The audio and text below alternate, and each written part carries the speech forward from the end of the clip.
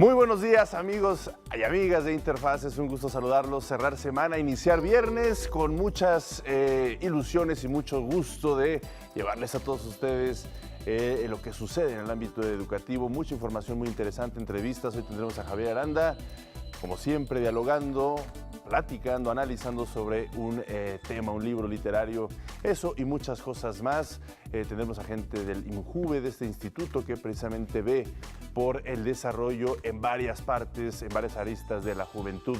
Estamos listos, saludo con gusto a Griselda Yebra, quien se encuentra en la lengua de señas mexicana, nos permite comunicarnos también con ustedes. Saludo con mucho gusto a Ana Cristina Olvera. ¿Cómo estás, Ana Cris? Muy buenos días, ¿cómo estás? Omar, siempre es un placer saludarte, pero sobre todo saludar y dar la bienvenida a quienes nos acompañan por Interfaz esta mañana de viernes.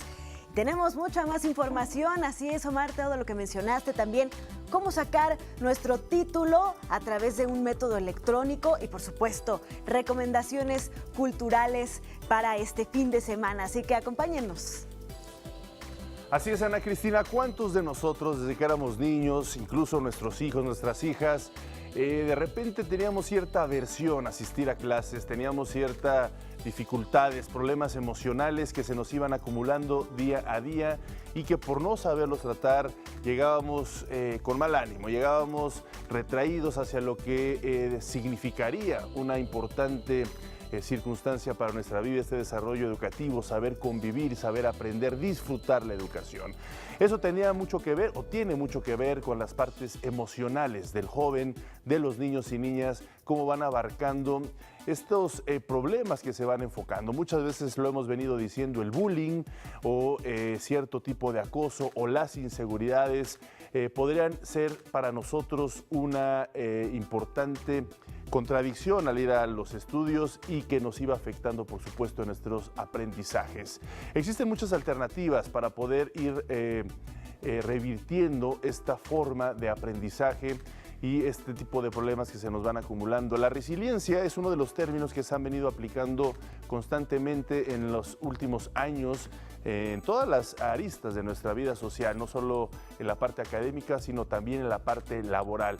Cómo enfrentar cierto tipo de problemas para que el cuerpo, la mente sea resiliente ante adversidades. Esto lo podemos ir aplicando también en los niños. Por supuesto, ir con un psicólogo para que se defina cuáles son esas partes que están generando en los jóvenes ciertos temores, ciertos medios, ciertas aberraciones. Y por supuesto hay metodologías que comprenden, pues por ejemplo, la práctica del yoga, la práctica de la meditación, que también genera posturas positivas, positivizan al joven a la hora de enfrentar ciertas adversidades. Existen muchas cosas, pero el problema de aquí también no solo impacta en la cuestión académica, también impacta en que si no se saben manejar a tiempo este tipo de problemas emocionales, puede caer el joven en un momento dado en el abuso de malos hábitos, por supuesto, en el consumo de drogas, de alcohol o de trabajo. En este tipo de cosas me gustaría centrar en algunas estadísticas, y es que en la población infantil y adolescente se registró un notable incremento en los últimos años al pasar de 2.9 en 2011 a 6.2% en 2016. Esto lo alertó la Secretaría de Salud. Datos de la encuesta nacional de estas sustancias 2016-2017 en CODAT, sobre todo en el año 2016, del Instituto Nacional de Estadística y Geografía del INEGI, revelan que el consumo de drogas inicia cada vez más en edades tempranas, es decir, entre los 12 y los 17 años. Existen cerca de 500,000 mexicanos que requieren ayuda especializada contra las adicciones. La sustancia que más se consume en la población fue la marihuana con 8.5%, le siguieron la cocaína con 3.5% y las drogas médicas con 1.3%. En cuanto a las características de la población consumidora, los hombres son los que más recurren a estas sustancias, puesto que 15.8% de los varones ha consumido drogas en algún punto de su vida, en contraste con el 4.3% de las mujeres. Este tipo de circunstancias hay que tomarlas en cuenta, y una de las cosas fundamentales es la educación, el apoyo socioemocional y, por supuesto, una orientación adecuada hacia lo que es el futuro de los jóvenes. Iniciamos. Hoy 6 de julio en Interfaz, conoce un programa a favor de la educación socioemocional, YES para escuelas. Hoy nos acompaña en Interfaz Ruth Mariana Mejía, subdirectora de Asuntos Internacionales del Instituto Mexicano de la Juventud, quien viene a platicarnos sobre la convocatoria Rumbo Joven. Nuestra compañera Ana Luisa Guerrero nos presenta un trabajo especial sobre la nueva herramienta para tramitar la cédula profesional en línea. La Dirección General de Educación Superior para Profesionales de la Educación nos muestra la experiencia de los estudiantes de la Escuela Normal Urbana de Balancán, Tabasco, y nos comentan del Segundo Congreso Nacional sobre Educación Normal. El Instituto Politécnico Nacional entregó diplomas a los estudiantes graduados de la licenciatura en Turismo. Especialistas del Instituto Politécnico Nacional simulan eventos climatológicos para prevención y mitigación de desastres. El Noticiero Científico y Cultural Iberoamericano presenta a científicos chilenos que crean un asistente en línea de simulación agronómica e información agroclimática. Se inauguró la exposición temporal Tres Espejos de Corea en el Museo Nacional de las Culturas del Mundo, y aquí en Interfaz te preparamos un reportaje. La revista La Tempestad cumple 20 años y el Canal 22 nos presenta una cápsula sobre ella. Además, te daremos las recomendaciones culturales para este fin de semana. Javier Aranda y su sección Confieso que he leído nos traen el libro Los sueños de la serpiente de Alberto Ruiz Sánchez. Y Eduardo Gaitán nos mostrará un reportaje sobre básquetbol en la Universidad Autónoma del Estado de México. Conéctate con la mejor información educativa. ¡Comenzamos!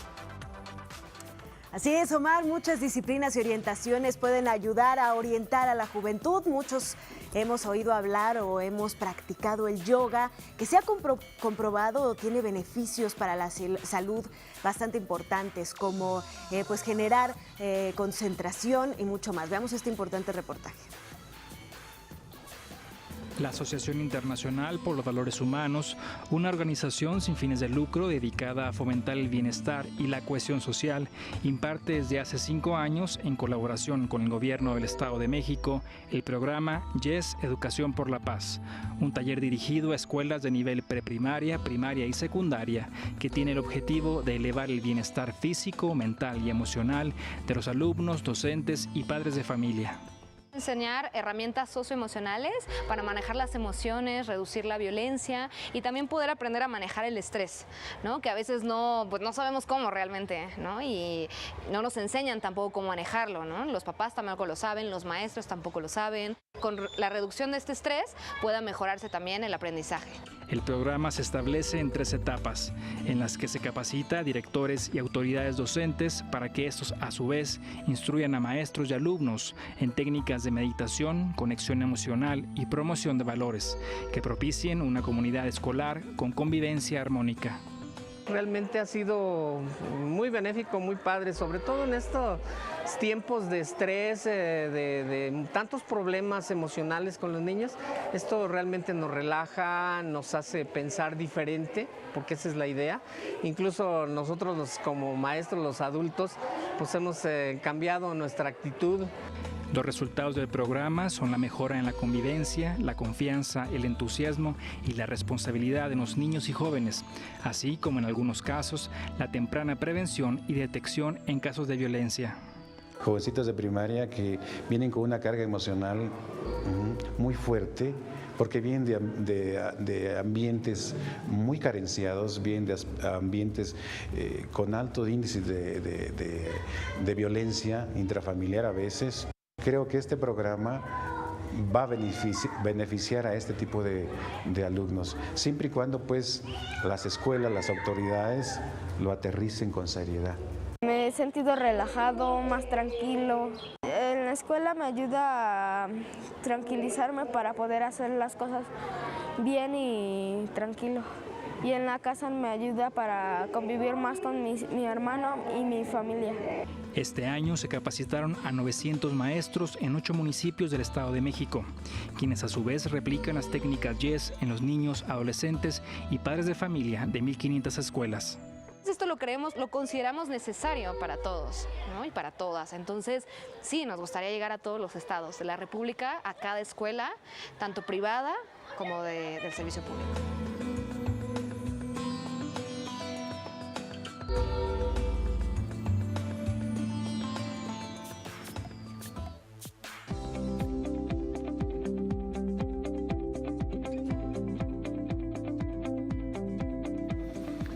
Y bueno, es muy importante analizar este programa que ha gestado la Secretaría de Educación Pública, ya que puso en marcha un programa para la digitalización de la cédula profesional, esta cédula que cada vez es más recurrente en cualquier tramitología y por supuesto es un orgullo para quienes terminamos nuestros estudios.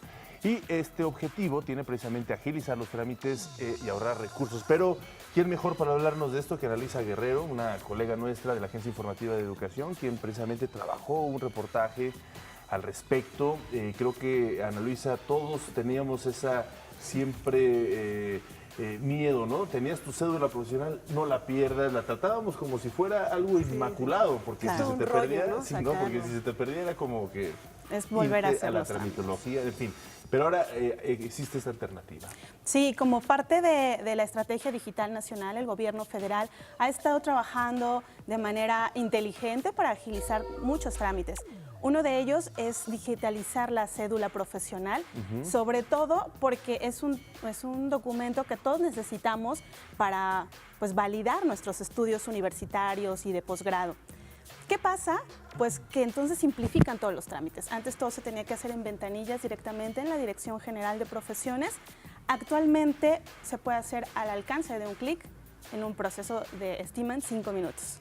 Y bueno, además, Ana Luisa, pues va también en consonancia con todo esta dirección del mundo de agilizar todo tipo de cuestiones mediante la digitalización, ¿no? Mediante los datos, entonces incluso para hacer otro tipo de trámites, aunque ya se podía consultar si uno tenía la cédula profesional o no, pues ahora se pueden tener todos los datos, incluso la fotografía, si no me equivoco. Sí, es un documento que está en formato PDF, puede ser descargable en cualquier dispositivo móvil y tiene la ventaja de poder imprimirse. Hemos pasado de diferentes formatos de cédula, las primeras que fueron, la primera cédula fue en 1946, la primera que se exhibió, y bueno, constaba en actas, claro, ni siquiera la tenía el propietario, ¿no? Constaba en actas. Y después se fue transformando, fue siendo una tarjeta de cartón, ya contenía la fotografía. A partir del año 2000 comienza su digitalización y bueno, se presenta en una tarjeta plástica. Claro. Pero a partir de abril de este año es que comienza a digitalizarse.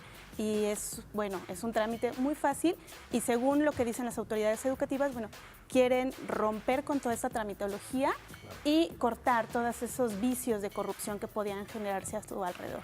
Sí, esta cédula profesional pues es de los documentos más válidos, ¿no? Con los que podemos presentar. Está el pasaporte, está obviamente el INE y la cédula como uno de los principales. La cartilla puede ser. La cartilla puede ser para los hombres, en fin, son uno de los principales documentos que podemos presentar siempre ante cualquier tramitología, cualquier viaje, cualquier autoridad. Pues vamos a ver, si nos lo permites, este reportaje que presentaste, Ana Luisa Guerrero, y regresamos contigo. Con la facilidad de un clic, cerca de 260,000 cédulas profesionales han sido emitidas de abril pasado a la fecha a través de la plataforma digital del Gobierno federal.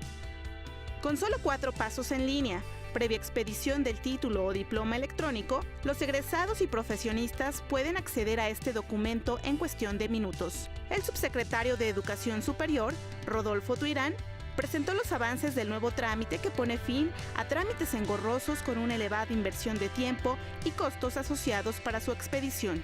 El trámite era definido como engorroso, complejo, con múltiples requisitos. El trámite también tenía el problema de tener una alta variedad, una elevada variedad de costos asociados.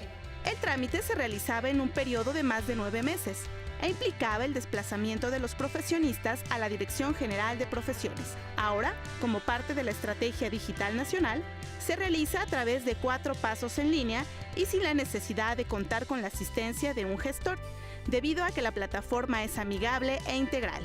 Mecanismos para validar la autenticidad de la cédula profesional, Se han puesto particular énfasis en la transparencia en el procedimiento electrónico y la eliminación de la corrupción, toda vez que en esta relación con la Dirección General de Profesiones no interviene más en el ámbito electrónico que los propios interesados. Con esta modernización, simplificación y transparencia en el proceso, se estima la expedición de 1 millón de cédulas en lo que resta del año, una vez que se ha capacitado e incorporado a más de 6,000 instituciones de educación superior en todo el país. A la fecha, este trámite es uno de los servicios más consultados en la ventanilla única del Gobierno federal, al registrar más de 482 millones de visitas y es el segundo mejor servicio evaluado por los usuarios después del acta de nacimiento, al contar con 90% de satisfacción ciudadana. Fue un proceso muy importante de sentarnos con los usuarios para ver que la navegación fuera la correcta, para ver que fuera intuitivo, para saber y explicar cómo funciona la e-firma y por qué es importante su uso responsable, para poder pasar de 6 meses en promedio a un servicio que es inmediato y que en 5 minutos te permite tener tu cédula descargada y disponible en cualquier dispositivo. La cédula puede portarse en cualquier dispositivo y descargarse en formato PDF. Contiene los datos personales y antecedentes académicos del profesionista, en tanto que incluye componentes de verificación en línea como el código QR. Los interesados en realizar el trámite deben entrar al sitio de internet www.gov.mx/cédula profesional, ingresar el CURP y seleccionar el título, diploma o grado, validar que los datos sean correctos y firmar electrónicamente. Además, deben realizar un pago en línea con tarjeta de crédito o débito, revisar que los datos sean correctos y descargar el archivo en PDF. Pues ahí está, muy interesante esto que nos presentas, Ana Luisa, pero sí me gustaría hacer esta aclaración en términos de que si tú imprimes esta cédula profesional, no sirve o no funciona, al menos esta cédula impresa en papel blanco y negro, como un comprobante, como una identificación oficial. No, tiene el propósito de certificar tu grado de estudios, ya sea de licenciatura o algún posgrado solamente. Claro, la que sí funciona es la que te otorgaron de forma plástica. Sin embargo, sí, como lo vimos bien, pues te ahorra todo este trámite de estar yendo a las ventanillas, llevar tus papeles en físico, ¿no? Supongo ya se recopila toda la información, tanto de las universidades, las instituciones educativas, como de tu identificación y se genera esta cédula profesional oficial. Así es, bueno, ya tiene un periodo de prueba, se estima, las autoridades están estimando que a partir del 1 de octubre ya sea universal para todas las universidades del país. Entonces, ahorita solamente hay cerca de 6,000 universidades en todo el país que están participando en esta modalidad electrónica, pero para el 1 de octubre ya tiene que ser generalizado. Perfecto. Muy bien. Pues muchas gracias, Ana Luisa. Te esperamos pronto otra vez con una investigación y la seguimos, por supuesto, presentando aquí en Interfaz y en todas las redes de la agencia informativa. Vamos a hacer una breve pausa y regresamos.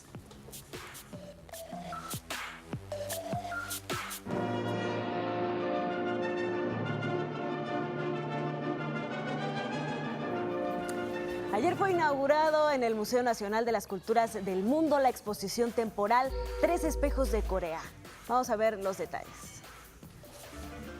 Con el objetivo de generar un intercambio cultural más allá de la expresión tradicional, se exhibe un reflejo particular de 3 formas de interpretar el mundo a través de pinturas e instalaciones en la exposición 3 espejos de Corea. México y Corea tenemos algo similar, es que es una cultura fusión. Como en Corea, como hay muchas cosas de occidental, pero obviamente hay oriental también. Entonces es una cultura de fusión. Y en México también. Pues con España y luego de Europa, de Occidental, pues hay muchas cosas de confusión también. Entonces, en este mundo ahora mismo, ¿qué podemos hacer culturalmente? Entonces, queremos preguntar y tener relación con México. El arte es una manera clave para comprender las raíces culturales, las problemáticas sociales y el alma actual de la comunidad coreana a través del arte contemporáneo producido en este país asiático. De verdad, arte es una manera de educar, de pensamiento, cómo podemos ser felices o por qué estamos viviendo en este mundo. Arte dice eso, pero en manera de imagen o mejor de arte. por ejemplo, filosofía, religión, todos quieren decir por qué estamos viviendo, para qué estamos viviendo, arte también. Entonces, para todos, arte es una educación muy buena. Los 3 rumbos que toma esta muestra encierran obras de color rojo con el que Seo-Yoon Lee refleja la historia moderna de Corea y su belleza característica. Yarok-Yang plasma el capitalismo y el lujo a consecuencia de la industrialización en Corea del Sur desde la década de los 60, y Min Seok-chi, inspirado por el budismo, trabaja con botellas de plástico y objetos sin vida útil con el que plasma imágenes budistas, mediando el valor tradicional y la sociedad moderna. Por ejemplo, si vemos una basura en la calle, podemos pensar, ¡ay, sucio! Es malo, es para tirar, pero no es así. Todas cosas, todos nosotros somos Budas, tenemos belleza. Entonces yo quiero decir que podemos ser felices en este mundo si podemos sentir o ver todos realmente. Esta muestra se encuentra en el Museo Nacional de las Culturas del Mundo y está abierta al público desde este 5 de julio y hasta el 9 de septiembre. Y nuestros colegas del Canal 22 nos comparten una cápsula sobre la revista La Tempestad. Esta es una publicación mexicana especializada en el análisis y la reflexión artística.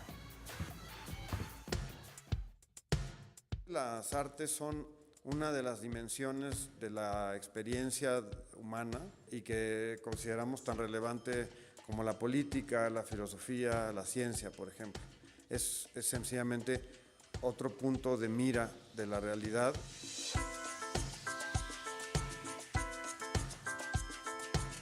La revista surgió en 1998 en paralelo en 2 ciudades, Monterrey y Guanajuato, porque ahí vivíamos los 2 fundadores de la publicación, José Antonio Chabrán y yo.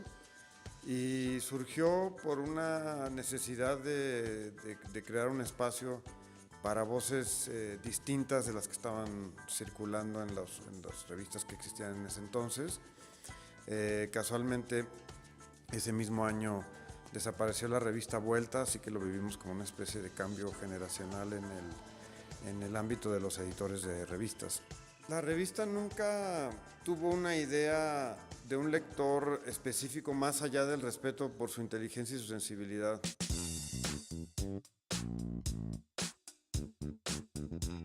Lo que hemos buscado es una manera distinta de comunicarnos con los lectores. Es un momento crítico para las publicaciones impresas en general y creemos que en algún momento hubo una confusión respecto hacia dónde debían ir las publicaciones físicas, digamos, en su relación con Internet, con la lectura en línea. Y lo que hemos tratado con el nuevo diseño es de enfatizar la experiencia de lectura en papel. De alguna manera encontrar un balance entre cómo es una revista tradicional en el sentido del formato y al mismo tiempo una revista que sigue siendo contemporánea y que sigue interpelando a los lectores actuales.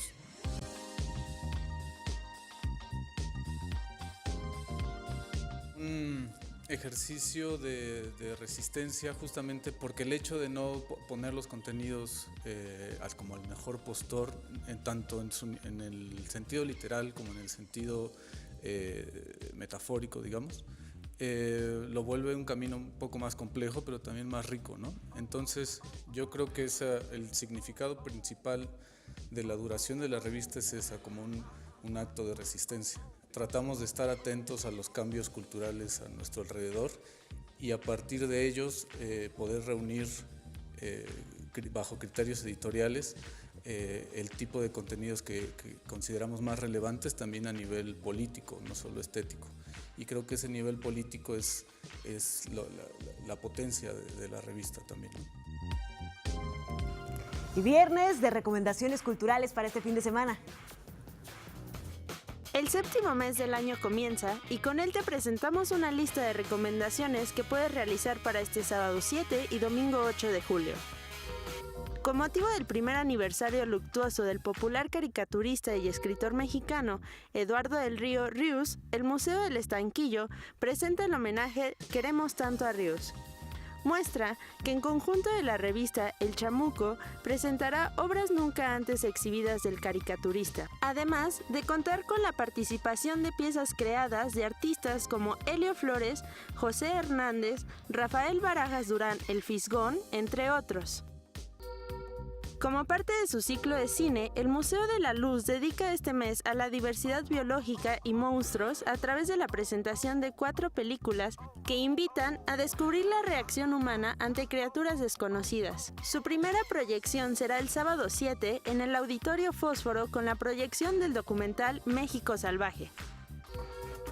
Si lo que tú quieres es ir a bailar al ritmo de la música cubana, la Sala Silvestre Revueltas del Centro Cultural Ollín Yolistli recibe la continuación de una de las bandas más importantes de la industria musical, la Sonora Fuerza Matancera, este sábado 7 a las 18 horas.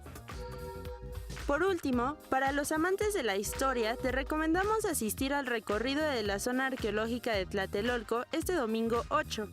Espacio cultural que permite entender 3 momentos claves del México de hoy, el prehispánico, colonial y moderno, a través de su iglesia, templos y la Plaza de las Tres Culturas. Ahora ya no tienes pretexto para quedarte en casa. No olvides que si acudes a alguno de estos eventos, puedes enviarnos tus fotos a nuestras redes sociales.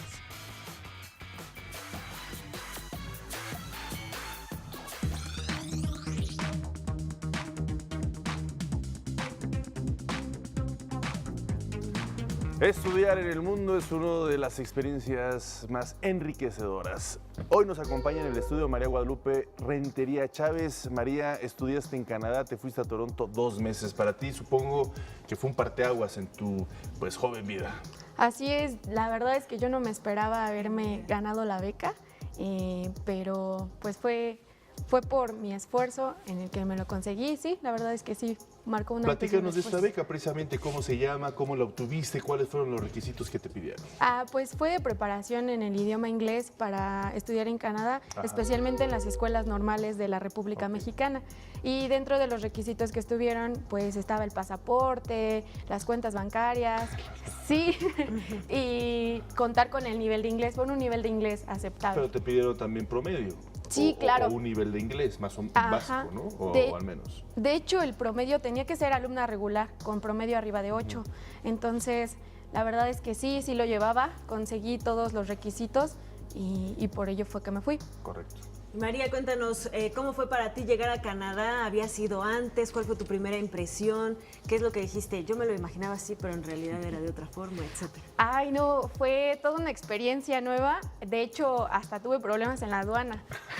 ¿Cómo? Porque estaba súper nerviosa. Yo jamás había ido a un viaje sola. Claro. Entonces, al llegar, me hicieron tantas preguntas que me sentí tan pequeña. Agobiada, claro, sí, y ya me pusieron una pequeña marca y me dijeron, pásate de este lado. Y llevaba yo como 10,000 suéteres y hacía tanto calor en los interiores que me sentía igual, como lo comenta, agobiada, pero agarro el ritmo y fue muy Son parte de las experiencias, ¿no? De las primeras experiencias. A todos nos ha pasado cuando viajamos por primera vez a algún país extranjero, siempre hay algo que te rompe la idea de lo que tenías originalmente. Pero bueno, al final de cuentas fue una adversidad que lograste vencer y posteriormente se fue acomodando todo.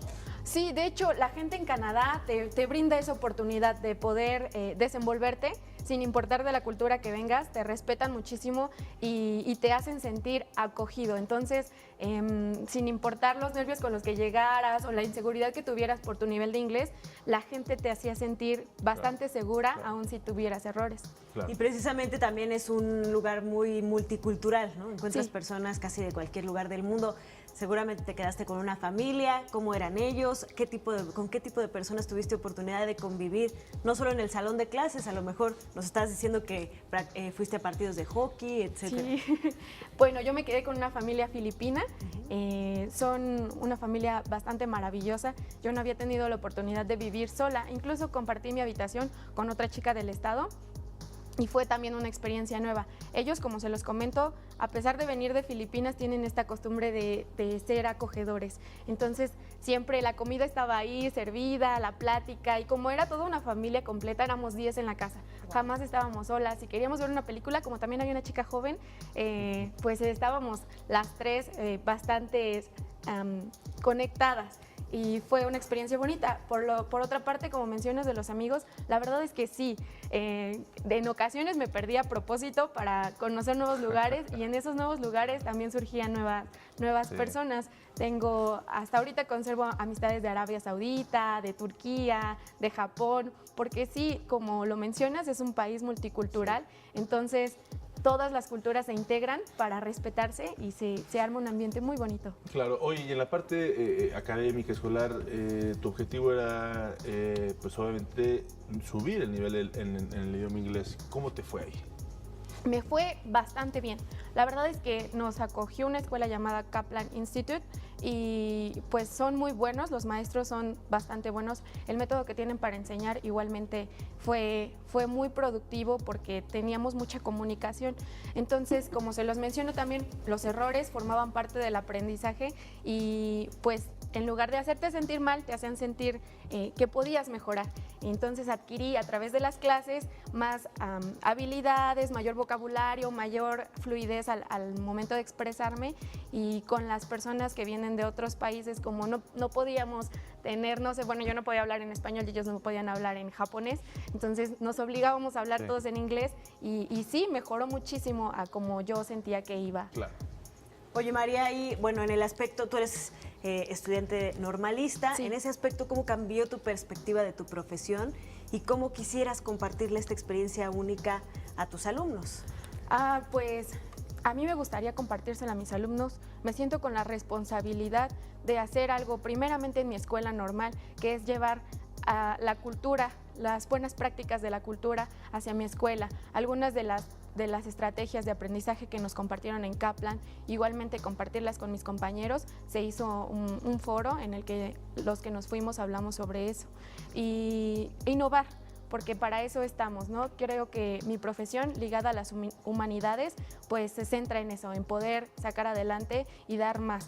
O sea, ya me dieron esta oportunidad, ahora yo creo que les puedo compartir lo que aprendí allá y a mis alumnos especialmente pues aplico algunas cosas que me enseñaron en Kaplan y también enseñarles que si utilizan el estudio como herramienta pues pueden salir de las fronteras que creemos que tenemos. Oye, María, y para los tiempos que vienen, el inglés fundamental. No Claro. solo los profesores como tú, los maestros, los futuros maestros, sino que además pues, los estudiantes. O sea, sí, tenemos que saber el inglés.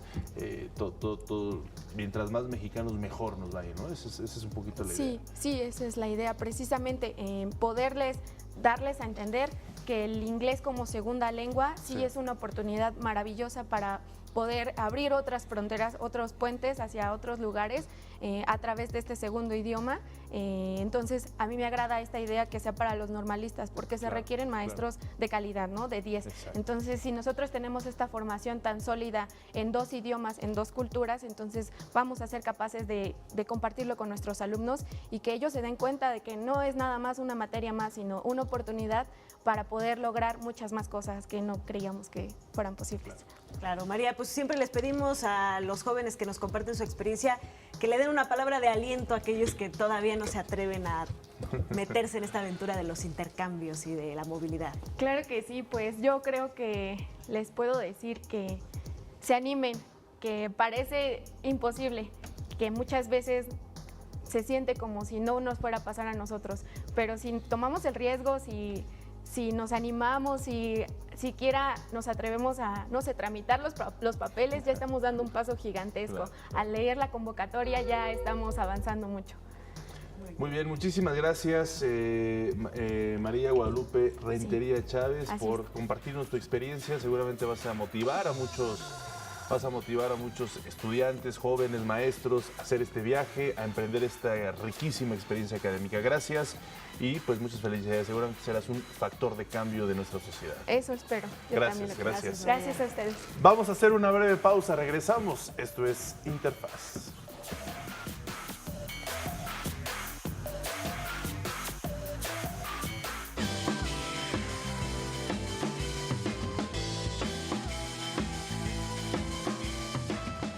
Bueno, hoy para la entrevista en Interfaz estábamos hablando con una estudiante que tuvo la oportunidad de pues tener una beca para poder moverse, estudiar otra parte de su formación fuera de México. Y además, pues existen más instituciones como el Instituto Mexicano de la Juventud que tratan de impulsar todo este tipo de programas de movilidad, de políticas públicas, de iniciativas, todo para impulsar a la juventud de nuestro país entre los 18 y los 19 años. Y hoy nos acompaña en el estudio la licenciada Ruth Mariana Mejía. Ella es subdirectora de Asuntos Internacionales de este instituto, del IMJUVE.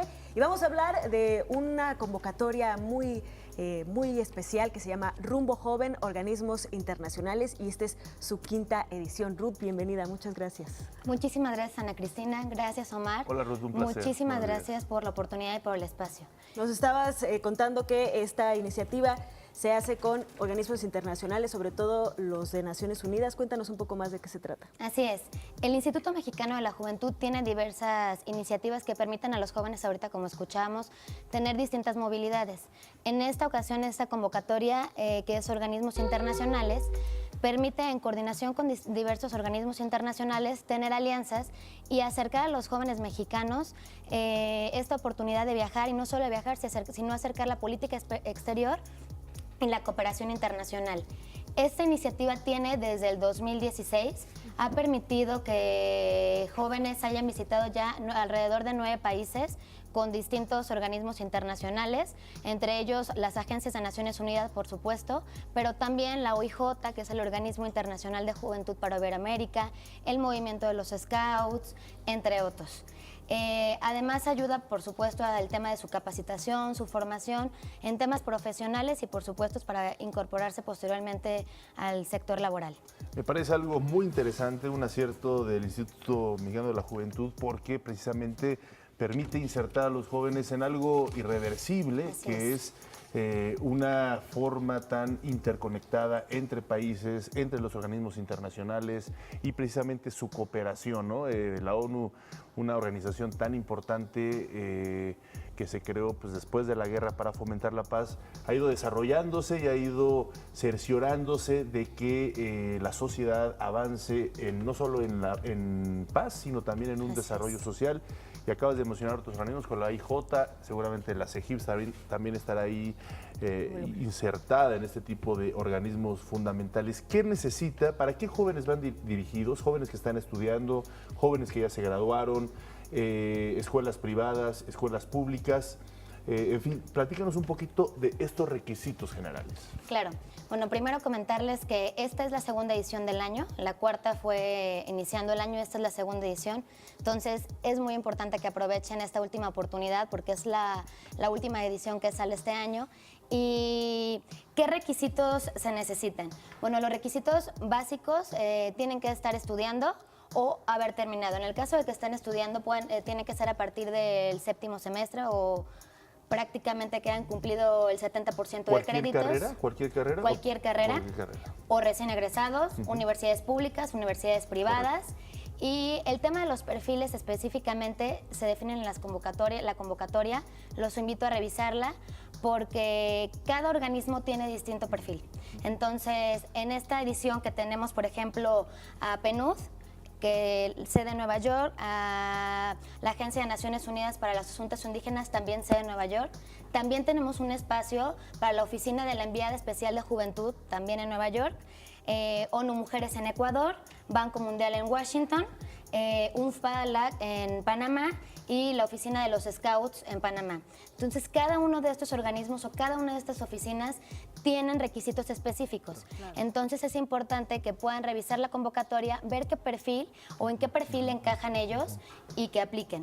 Claro. Entonces, prácticamente cabe todos los jóvenes. Claro. Platícanos un poco más en qué consiste, o sea, danos un ejemplo, qué es lo que los jóvenes estarían yendo a hacer. ¿Sería como una especie de becarios, como una especie de mentoría? ¿Cuánto dura, etcétera? Son como tipo prácticas profesionales que les permite a los jóvenes pues, desarrollar, depende del organismo, es el tipo de actividades que ellos desarrollan allá, pero en la mayoría adquieren proyectos, ayudan en la generación de proyectos, en el contacto con las diversas oficinas, ya sea de ese mismo organismo en otros países o con o en la relación con otros organismos internacionales, en la ejecución de los proyectos. Son prácticas profesionales, duran 3 meses. Nosotros apoyamos con una beca que los ayuda tanto en el vuelo, el seguro de gastos médicos, el tema de la manutención, y ellos prácticamente pues están allá en cada uno de los países. La durabilidad también depende de dónde asisten. A la en esta edición edición, la durabilidad es de 3 meses. 3 meses. Cuando en alguna de las ediciones tenemos con alguna oficina sede en México, son 6 meses.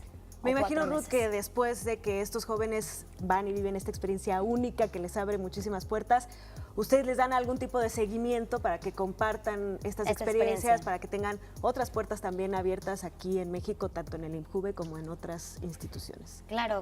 De hecho, digo, es muy importante este tipo de oportunidades que se dan.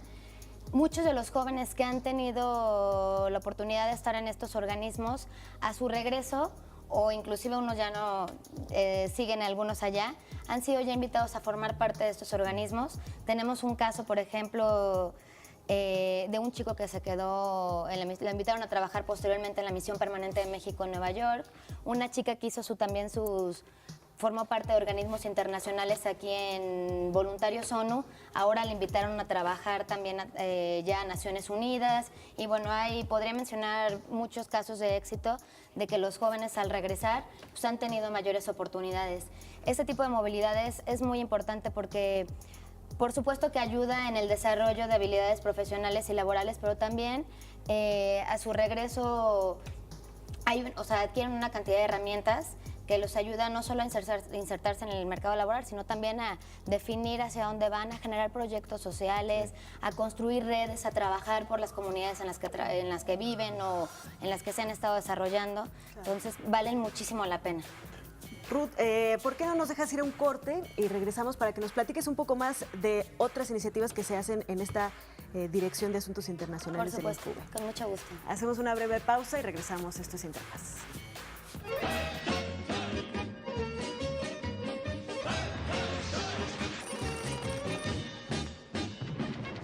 La palabra Kremlin significa fortaleza. Este recinto tiene 2 funciones principales: sede del Poder Ejecutivo y alberga el principal museo de Rusia, la Armería del Kremlin.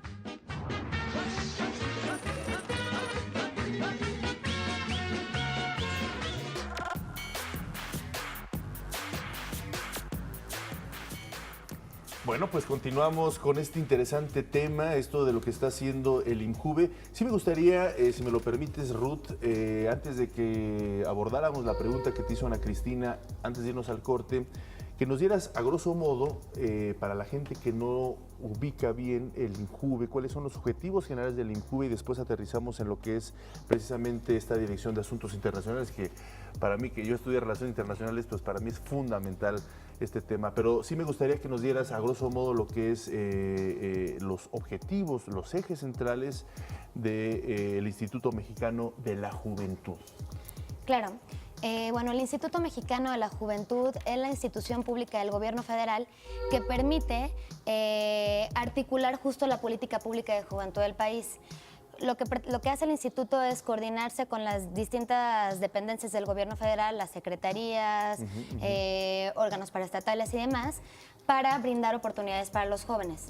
Y estas, bueno, van en diversos temas, desde el tema internacional, como ahorita veníamos hablando, cuestiones de salud, comunicación, educación, por supuesto, y justo lo que hace es articular estos esfuerzos que hace todo el gobierno federal para brindar estas oportunidades a los jóvenes. Correcto. Así es. Y bueno, Ruth, ahora sí, en la Dirección de Asuntos Internacionales, ¿cuáles son las iniciativas que ustedes manejan? ¿Por qué es tan relevante abrir el panorama internacional para los jóvenes mexicanos? Bueno, el área de asuntos internacionales en el instituto tiene diversas iniciativas que permiten justo, como comentábamos, esta movilidad que ayuda a los jóvenes a adquirir mayores herramientas, a formarse, y no solamente las herramientas que desarrollan en el ámbito profesional, sino de estas ahora muy sonadas habilidades blandas que permiten a los jóvenes su desarrollo pleno. Tenemos muchísimas iniciativas, ahí los invitamos a visitar la página del Instituto Mexicano de la Juventud. Por ejemplo, tenemos las convocatorias de delegados juveniles, que estas permiten a jóvenes mexicanos a formar parte de la Asamblea General de las Naciones Unidas, que se realiza en octubre, a que los jóvenes mexicanos tengan un asiento dentro de la Asamblea y formen parte de la toma de decisiones que se llevan a cabo en este órgano, por ejemplo. Tenemos también los delegados para la cumbre del G20, que va a ser ahora en Argentina, que de la misma manera permite tener la participación de las y los jóvenes mexicanos y tener un asiento en estas importantes cumbres y foros. Tenemos una convocatoria que se llama Trayectoria Global. Sabemos que las oportunidades internacionales se dan en muchos ámbitos y no solamente, como comentaba, en el tema profesional y laboral, sino también las cuestiones de educación, artísticas, deportivas, y de repente uno no encuentra a dónde puedes buscar oportunidades, a dónde puedes aplicar para el vuelo, que para el seguro de gastos médicos, que si la manutención, etcétera, para los miles de eventos y no solo eventos, sino oportunidades que se les dan a las y los jóvenes mexicanos. Bueno, esta convocatoria les permite de alguna manera buscar apoyo para sus movilidades. Tenemos también dos convocatorias que están abiertas ahora, que es para participar en el Encuentro Internacional de Jóvenes hacia los ODS. Se llama Jóvenes hacia el 2030, desde la innovación para la transformación. Que son los Objetivos de Desarrollo Sostenible, para las personas que no conozcan los tan sonados Objetivos de Desarrollo Sostenible 2030. Así es. Y bueno, estas convocatorias se va a llevar a cabo en septiembre, del 5 al 7 de septiembre, en el estado de Guerrero, en Acapulco, en la playita. además de sostenibles, playeros. Así es. Se va a llevar a cabo el encuentro internacional. Ahí los invitamos a participar. Es un encuentro que vale muchísimo la pena. Va a permitir convocar a jóvenes de prácticamente toda Iberoamérica, organismos internacionales, personalidades que trabajan, por supuesto, y desarrollan o implementan la Agenda 2030. Y lo que pretendemos, bueno, es juntar en este escenario, juntar en este espacio a todos los jóvenes que de alguna manera estén involucrados, ya sea por el desarrollo de proyectos de investigación, la ejecución o implementación de los mismos. Y lo que queremos es, bueno, intercambiar conocimiento, intercambiar buenas prácticas y que jóvenes que estén implementando estos proyectos, bueno, nos ayuden a saber cómo podemos seguir implementando la Agenda 2030, cómo bajarlo a que la gente, por ejemplo, que nos está viendo, la gente en los municipios, en las colonias, sepa de qué se trata y cómo lo que todos hacemos de alguna manera, pues influye y aportamos a la Agenda 2030. Esta convocatoria cierra el lunes. Entonces, de verdad, los invitamos a participar. Vale muchísimo la pena.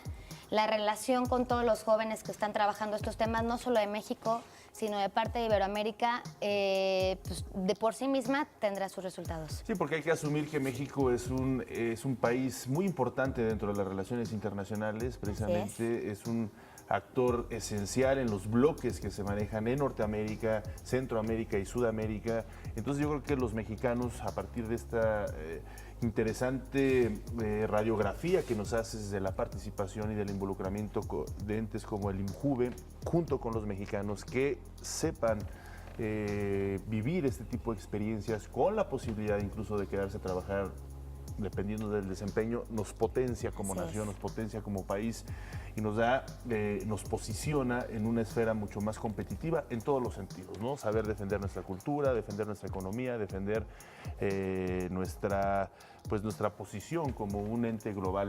Me parece que me gustaría preguntarte a partir de esto, ¿cómo está la participación entre hombres y mujeres? De hecho, muy pareja. Varía cada convocatoria, esa es la realidad. Pero en la mayoría de los casos a veces hay más participación de mujeres, a veces más participación de hombres, pero realmente depende de la convocatoria, pero prácticamente tenemos participación de los dos géneros, entonces hay mucha participación. Yo estoy segura que muchos están preguntando cómo contactarse, además de obviamente entrar a la página y buscar todas estas convocatorias. ¿Qué otros medios tienen los jóvenes para seguir, pues no solo las convocatorias, sino pues los resultados, ¿no? Esta conferencia de los ODS, etcétera? Claro, bueno, antes de decir dónde nos pueden encontrar, me gustaría, mencioné solo alguna de las iniciativas que tenemos. De verdad, visiten la página, las redes sociales. tenemos muchísimas iniciativas, no solo en el área de asuntos internacionales, sino en todas las áreas del instituto, que vale la pena que se aprovechen, que vale la pena que las personas que nos están viendo, pues realmente pues, tengan la oportunidad de hacer unos minutitos para ver de qué se trata y pues que apliquen. Claro. ¿Dónde pueden encontrar estas iniciativas y cómo aplican? Bueno, por supuesto la página de internet que es gov.mx/Injuve, redes sociales, por supuesto, en el Face o en el Twitter del Instituto Mexicano de la Juventud. Perfecto, pues ahí van a estar seguramente todos muy conectados. Muchísimas gracias, Ruth, por habernos acompañado. Cristina, te esperamos muchísimas pronto. gracias, Omar. Nos vemos pronto, estoy seguro. Muchas gracias. Vamos a hacer una pausa, pero regresamos con más en Interfaz.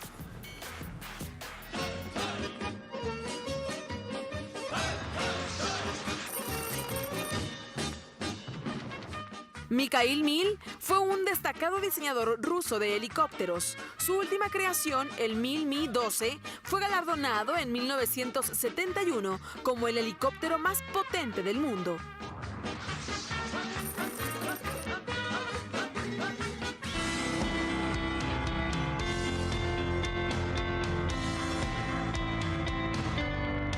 Javier Aranda ya se encuentra con nosotros esta mañana de viernes, como siempre, con temas muy interesantes, diálogos profundos, diálogos de literatura. Javier, ¿cómo estás? Es un placer saludarte. Muy buenos días. Hola, Omar. Buenos días, Ana Cris. Bien, me ha ido bastante bien.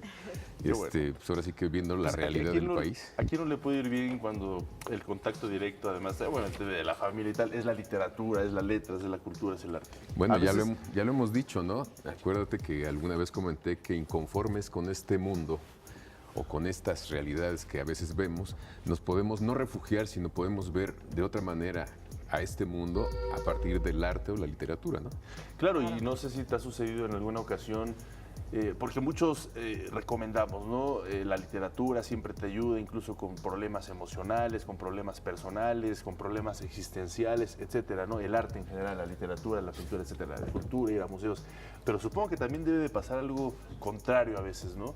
Que lees una obra y terminas devastarte. Bueno, si lees Los demonios de Dostoyevsky, claro. Por ejemplo, hasta dudas de saludar a la gente en la calle.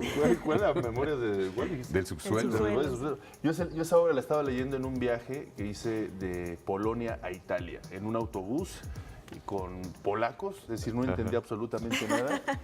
En pleno verano, es decir, estaba haciendo un calor de los 1000 demonios y se me ocurrió llevarme esa obrita muy breve de Dostoyevsky y se la iba leyendo. Entonces fue una especie de una de las peores sensaciones que había sentido en mi vida. Y eso que puedes decir, pero ¿cómo estabas viajando? Estabas en pleno calorón de Polonia a Italia. Bueno, pues fue un martirio. Y todo gracias a Dostoyevsky. Se encargó de eso. Sí, nos ha martirizado bastante Dostoyevsky. Bueno, Javier, ¿qué traes esta mañana para recordar? Mira, bueno, le dieron un premio, el premio de literatura y lingüística a Alberto Ruiz Sánchez, y me acerqué a una de sus obras, la más reciente, que se llama Los sueños de la serpiente. Como ustedes saben, una de sus apuestas literarias es acercarse al deseo. Sí.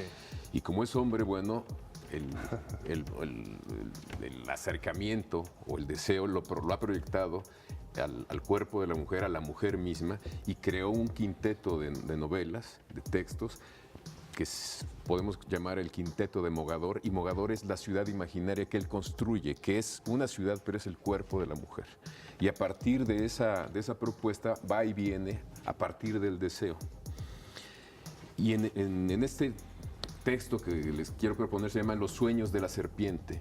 Él toca particularmente en este libro el deseo y el mal. El mal no como una entidad metafísica o abstracta, sino como una realidad. Cómo el deseo y el mal también conviven, coexisten, y es utilizado el deseo erótico, para actos que son deleznables o terribles, ¿no? Uno de los temas que maneja este libro es, por ejemplo, el asesinato de Trotsky.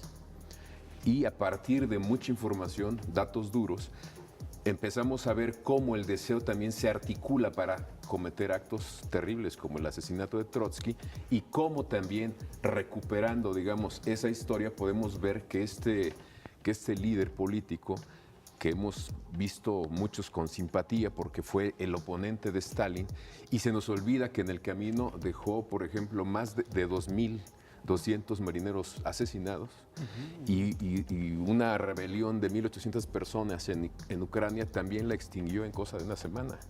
Entonces, a partir de este recorrido que tiene que ver con la seducción, el asesino de Trotsky se acerca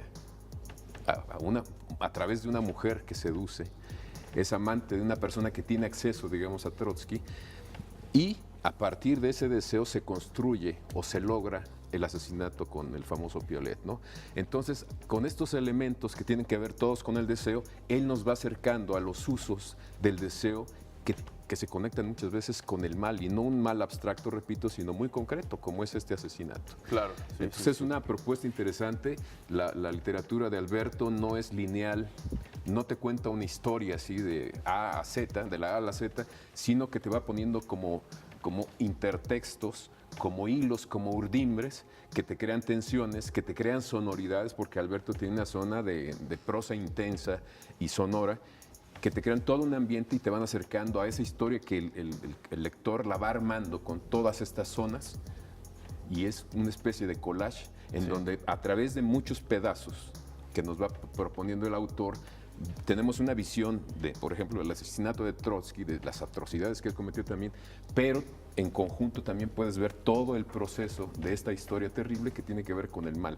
El mal es la serpiente y, digamos, el vehículo es un hombre que perdió la memoria y está reconstruyéndola. Al reconstruir su memoria personal, reconstruye la historia de uno de los acontecimientos más terribles del siglo XX y reconstruye también esa ilusión que fue la Revolución Rusa y que terminó en una onda criminal terrible, ¿no? Y llegas a conclusiones, gracias a una propuesta estética, en este caso, de que, por ejemplo, por estar en contra de Hitler, no necesariamente tienes que estar a favor de Stalin. O sea, te ponen encrucijadas para que uno reflexione, digamos, con un pensamiento crítico real sobre cuestiones estéticas, pero también históricas. A mí me llamó mucho la atención, es una apuesta muy arriesgada de Alberto, que se había manejado, digamos, en cuestiones de escritores, del papel que tienen en su relación con el poder, pero en este caso aterriza cosas muy fuertes, ¿no? Que la gente además tiene información más o menos de lo que ocurrió con Trotsky. Y bueno, además el caso de Alberto pues es muy interesante porque es, digamos, que un escritor joven, ¿no? Que tiene, digamos, mucha carrera por delante y puede uno dialogar acerca de pues de dónde viene toda esta magia que plasma en sus libros, ¿no?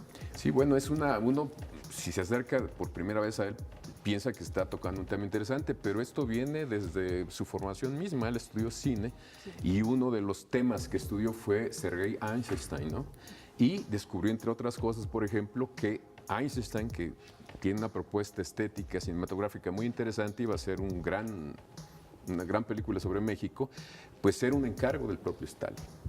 Nos acerca, digamos, a ese mundo, a esa zona que es Rusia, la Rusia zarista, la Rusia que quiere cambiar y cambió en muchos sentidos, y que también permaneció con esos ejes que justifican el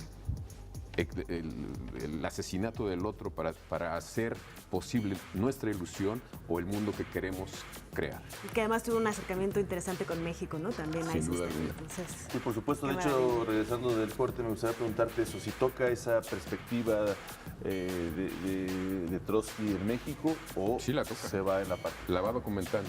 La va documentando, perfecto. Vamos a hacer una breve pausa, regresamos a estos Interfaz.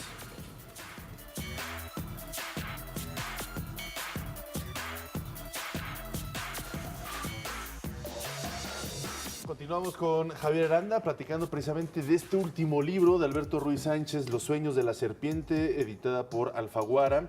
Y bueno, platicábamos de esta vertiginosa forma de escribir, de mezclar conceptos, de mezclar historias, de agarrar por una parte temas tan complejos, tan recurrentes en la literatura de Alberto Ruiz Sánchez como es el deseo, pero también mezclar una historia tan compleja, tan mexicana, tan rusa, tan histórica como es la de Trotsky. Nos comentabas que sí abre la vivencia de Trotsky en México. Sí, totalmente, y te acerca a acontecimientos que tenemos en la memoria colectiva más o menos con cierta claridad, pero no conocemos el detalle. Sí. Muchos escritores, muchos intelectuales habían optado por la opción Trotsky porque era la contraparte de Stalin, y muchos eran stalinistas porque estaban estaban combatiendo al nazismo.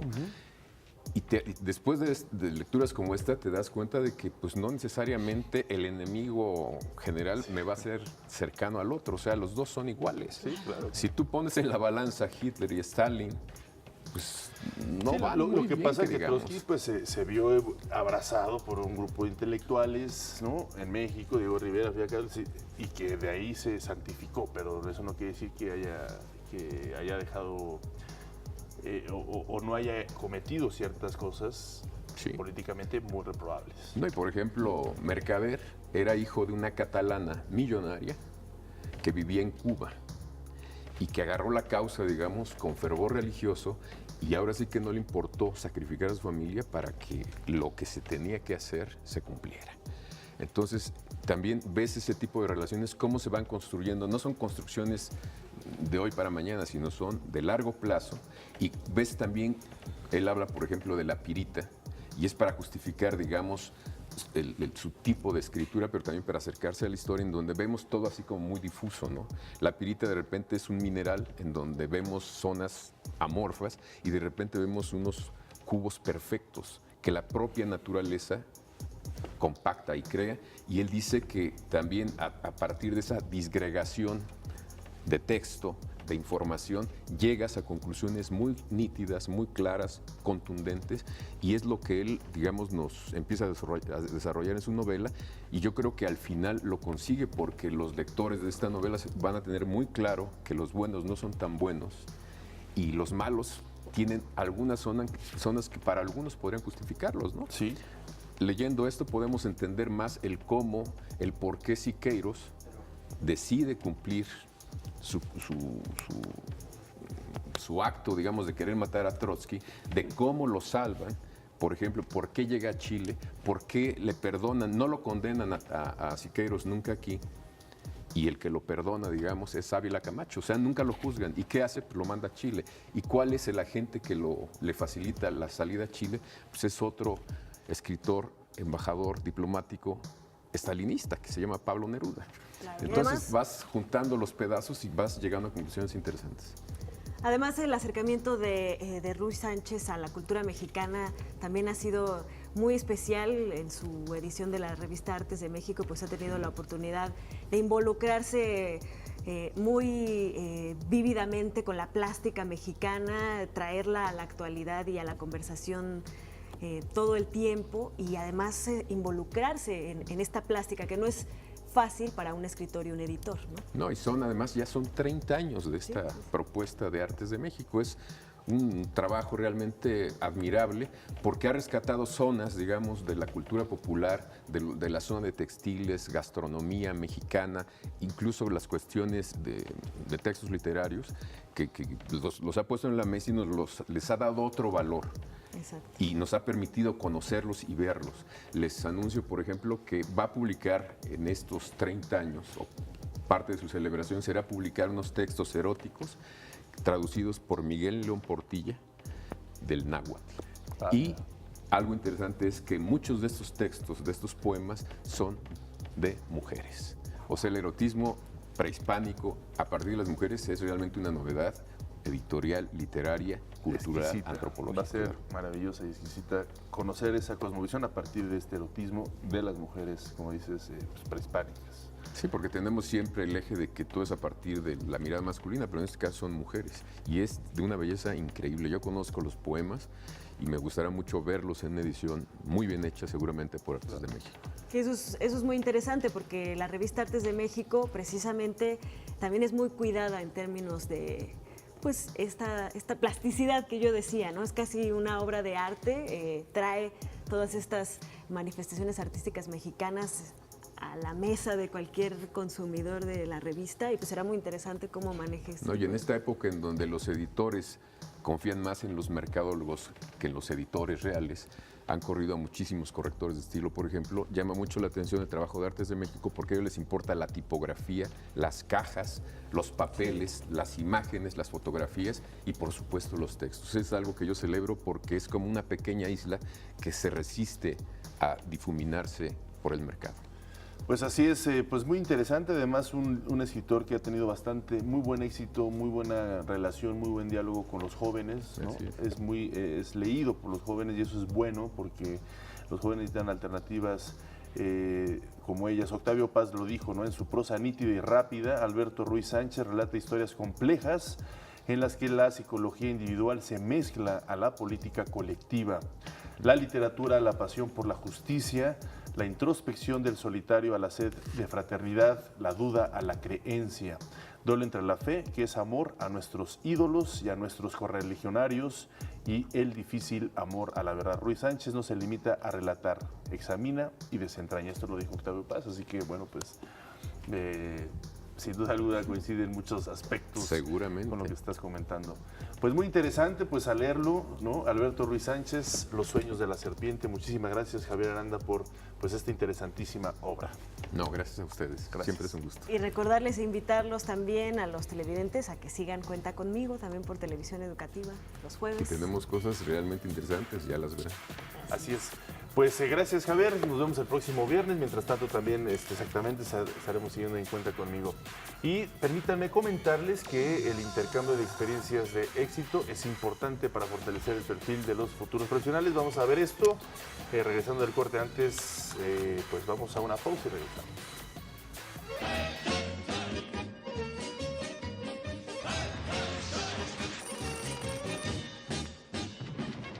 Grigori Rasputín, campesino semianalfabeta, adquirió fama y poder dentro del imperio zarista al aliviar de la hemofilia a la zarina Alexandra. Fue acusado de ser espía alemán y ejecutado en 1916.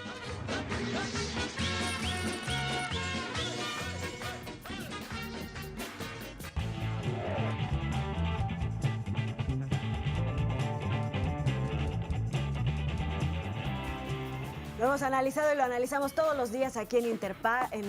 El deporte también es educación. En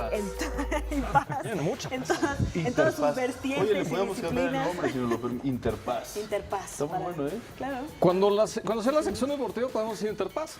Porque el deporte también es paz, ¿no? Es paz, es educación, es desarrollo, es futuro. Oye, es que Anita está nerviosa con el partido de Uruguay contra Francia, cuartos de final, 2-0, con un error garrafal de Muslera después de un disparo de Griezmann. Ya lo gana 2-0 Francia, así que con prácticamente pie y medio en las semifinales de la Copa del Mundo. Pero bueno, hoy vamos a platicar, Omar, Anita, amigos de Interfaz de Televisión Educativa, vamos a hablar de la selección de baloncesto femenil de la Universidad Autónoma del Estado de México, que tuvo una buena participación, por cierto, en la Universidad Nacional. No lograron acceder al podio porque se enfrentaron con los TEC, se enfrentaron con la UDG, con la Autónoma de Nuevo León, ¿no? Con los equipos. Traen muy buenos equipos. Sí, no, son una aplanadora verdaderamente. Sí, pero estamos hablando de una institución, una de las mejores 7 instituciones de México a nivel educativo y una de las mejores 13 a nivel deportivo. Pero vamos a conocer la selección femenil de baloncesto de la UAM. Disciplina, orden, respeto, trasladados de la duela a la vida diaria. El hecho de que pertenezcan aquí al equipo les pone un reto mayor en sus vidas porque tienen que organizarse, aparte de todo las tenemos aquí en un régimen alimenticio, tienen que cargar con su alimentación todos los días, tienen que ser muy cuidadosas en sus horarios, en sus tareas, en sus escuelas, en sus exámenes y aquí tenemos reglas muy estrictas en disciplina. Baloncesto, el segundo deporte más practicado en México. Miles de canchas a lo largo y ancho de la República Mexicana congregan, inspiran, activan a millones de mexicanos y mexicanas amantes de este deporte. En la Universidad Autónoma del Estado de México no es la excepción. Este es uno de los deportes más populares del programa deportivo de la máxima Casa de Estudios Mexiquense. Lideradas por Atzimba Vázquez, el representativo universitario femenil de la UAM, conformado por 14 integrantes, se prepara todos los días con empeño, esfuerzo y sacrificio en el Gimnasio Adolfo López Mateos de la ciudad de Toluca. Al pertenecer a una institución universitaria de alta exigencia, la parte deportiva demanda un gran compromiso. Este es un equipo que busca la excelencia en todos los ámbitos: el deportivo, el personal, el académico. Es para mí un gran honor, primero que nada es un gusto trabajar aquí para la institución que me formó. Es también un gran reto, un proceso difícil de hacerlas entender tanto a ellas como a los padres de familia que es parte de su formación integral, no es una por otra. Tienen que ser buenas en la cancha y tienen que ser buenas en la escuela. Para formar parte de la selección femenil de la Autónoma del Estado de México, se requiere talento en la duela y compromiso en los estudios. Uno no puede existir sin el otro. Si bien no es obligatorio ganar, sí lo es dejar el alma en la cancha. Pero en el aspecto académico, perder no es una palabra permitida en su vocabulario. Ahorita, recientemente, me siento orgullosa de saber que somos de los deportes de conjunto con mejor promedio que tienen. Todas mis chicas tienen promedio arriba de 8 y pues creo que se desempeñan muy bien en sus carreras profesionales y aquí en la cancha dan lo mejor que pueden. Mucha disciplina, mucha constancia. Encontré muchos valores en este deporte que realmente complementan como mi vida diaria. Entonces, además de muy buenas amigas, una excelente coach, encuentro pues como responsabilidad, constancia. Además de la preparación deportiva, el buen ambiente que se genera en el vestidor ha hecho de esta selección una familia. Aquí lo que buscamos es que se puedan ayudar entre ellas. Hay varias, por ejemplo, hablando de la Facultad de Ingeniería, que tal vez no estudian la misma ingeniería, pero que ya cursaron ciertas materias. Entre ellas se dan consejos. Es un equipo que está muy unido, que me abrieron las puertas como... fue algo muy lindo, la verdad. Entonces veo pues un equipo que se empeña demasiado, que tiene mucha pasión en esto. Tras una dura prueba en la Universidad Nacional, en la que no lograron acceder al podio, pero que como anfitrionas obtuvieron gran aprendizaje y una nueva oportunidad, el siguiente paso será prepararse rumbo al 2019, continuar con el sueño de ser las mejores. Pero no es todo, no solamente son las 14 chicas que forman parte de este selectivo.